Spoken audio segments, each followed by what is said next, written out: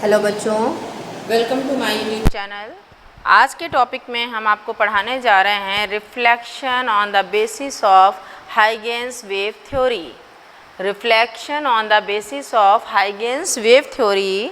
तो Huygens theory हमने अपने पहले की वीडियोस में आपको बताया था कि हाइगेंस थ्योरी जो है वो मेनली 3 पॉइंट्स हैं हाइगेंस थ्योरी के। फर्स्ट वन क्या था? Each and every point on the wave front behave as a new source of light and the waves produced from these points are known as a secondary waves and secondary wavelets. Okay, second point था, these secondary waves traverse in the same medium in the same direction with the same speed of initial waves. जितनी speeds initially wave की थी वही speed secondary waves की भी रहती है। Third point था कि later on if we draw another wave front after these secondary waves, then that is a new wave front which is in the forward envelope of all the particles which are in the same phase. तो ये जो 3 theories थी बच्चों, उसको हमें यहाँ पे ध्यान रखना है क्योंकि उनको यूज़ करना है।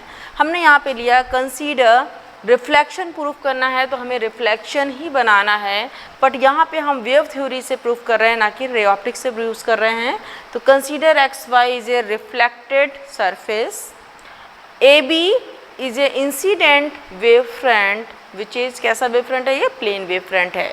Let AB is a incident wave front and SB and S dash A are the rays which are drawn perpendicularly on this wave front AB।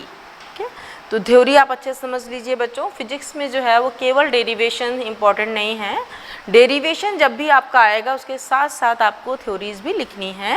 फिर से मैं एक बार रिपीट कर रही हूँ, समझ लीजिए। Let X Y is a reflected wave front, A B is a incident wave front which strikes on the surface at an angle I, S B and S dash A are the rays which are perpendicular on this wave front. तो बहुत सारी raise होंगी बच्चों इसके बीच में, लेकिन हम initial और फाइनल पॉइंट के बीच में ले रहे हैं। तो बी और ए इनिशियल और फाइनल पॉइंट्स हैं, इनके बीच में हमने यहीं पे केवल रेज ले ली है। ठीक है, अब यहाँ पे क्या है? N and N dash are the normal on the surface X Y at point B and C. जो फिगर में आपने लिया है वही हमें यूज़ करना है। हम यहाँ पे लिया है कि लेट जो रे है, जो ये वेव फ्रंट था, वो इनिशियली किस एंगल पे आ रहा था? आई। अगर ये एंगल आई है बच्चों, तो ये अंदर वाला एंगल भी आई होगा। क्यों होगा? क्योंकि ये रेज जो है वो इसके परपेंडिकुलर है, मीन्स 90 डिग्री है। ये अगर एंगल आई है तो ये कितना बचा? 90 माइनस आई बचा। ये नॉर्मल है इस सरफेस पे, दैट इज़ 90 डिग्री। अगर ये 90 माइनस आई है देन रिमेनिंग एंगल भी क्या बचा? आई बचा। तो पहले हम केवल आपको ये वाला फिगर कंसीडर कर रहे हैं। और एक चीज़ और ध्यान रखिएगा, हमने यहाँ पे लिया है कि this reflecting surface and wave front both are perpendicular to the plane of paper. ये जो दोनों हैं, ये वेव फ्रंट मीन्स एक वेव फ्रंट हम हॉरिजॉन्टल ले रहे हैं, एक वर्टिकल ले रहे हैं, और दोनों जो हैं वो क्या है? प्लेन ऑफ पेपर के परपेंडिकुलर हैं। अगर आपको याद रहे तो लिखिए, अदरवाइज इतना सफिशिएंट है।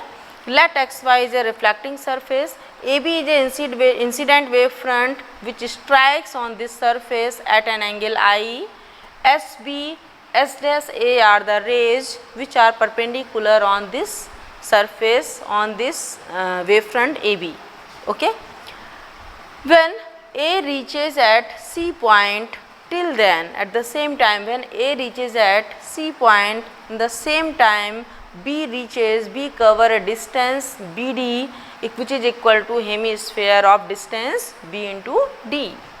ये पॉइंट ध्यान रखना कि at the when A reaches at C point at the same time B reflected in the same medium with the distance of BD and covered a hemisphere distance. Okay, let this point is D, then AC is equal to BD. The time is same, medium is same, it means both speed are same, then AC is equal to BD. And now if we draw a line between C and D, then CD behave as a reflected wave front, new wave front, that is reflected wave front, and D, अब यहाँ पे फिर से हम ले लेते हैं, DP and CP dash are the rays which are perpendicular on C and D points. तो जब भी हम वेव फ्रंट बनाएंगे तब भी हम उसमें रेज ज़रूर बनाएंगे। रेज जो है वही एरो से शो करते हैं, जैसे हम रे ऑप्टिक्स में रे बनाते थे वैसे ही वेव फ्रंट में भी हम रे बनाएंगे। देन फाइनली हमारे पास क्या आ गया, A B is a incident wave front, C D is a reflected wave front, I is a incident angle and R is a reflected angle. अब देखिए यहाँ से जो रेज आई थी ये नॉर्मल है, नॉर्मल से यहाँ पे कितने एंगल पे रिफ्लेक्ट हो रही थी, वो आर एंगल पे रिफ्लेक्ट हुई। ये अगर आर है तो ये कितना बचा, 90 माइनस आर बचा। और बच्चों अभी बताया मैंने आपको कि 90 माइनस आर ये नॉर्मल जो है इसके नॉर्मल है, तो ये पूरा एंगल 90 डिग्री है। अगर ये 90 माइनस आर है तो अंदर वाला एंगल क्या हो गया, आर हो गया। अब आपको फिगर समझ में आ गया होगा, फिगर समझ में आ गया तो हम इसको प्रूफ करते हैं। प्रूफ करने के लिए हमें क्या लेना पड़ेगा, in triangle A B C and triangle C D B, ठीक है। एक बार हमने ले लिया ए बी सी और एक बार ले लिया सी डी बी। अब देखिए दोनों ट्रायंगल्स को लेना है और दोनों को हमें congruent triangle, similar triangle proof करना है। तो कैसे प्रूफ करेंगे, हमारे पास अभी हमने क्या कंसीडर किया था, A C is equal to B D लिया था, है ना। A C is equal to B D, ये हमने ज्योमेट्री से ड्रॉ किया है, ओके। बी सी दोनों में कॉमन है, बी सी इज कॉमन। अब हमारे पास हमें क्या प्रूफ करना है, हमको यहाँ पे रिफ्लेक्शन प्रूफ करना है। और रिफ्लेक्शन प्रूफ करने के लिए हमको क्या प्रूफ करना था, I is equal to R proof करना है। तो ये प्रूफ करना है इसलिए हम पहले से नहीं लेंगे।